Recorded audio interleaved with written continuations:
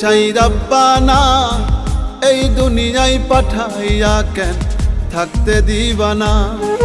ওরে ঘর দিলা, সংসার দিলা, অনন্ত বাসনা দিলা, জনম ভরে থাকতে ভাবে আয়ু দিলা না।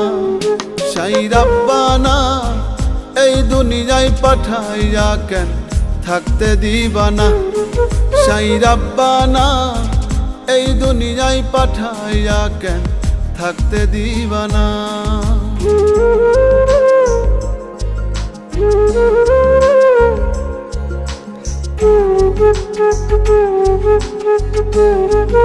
Thank you.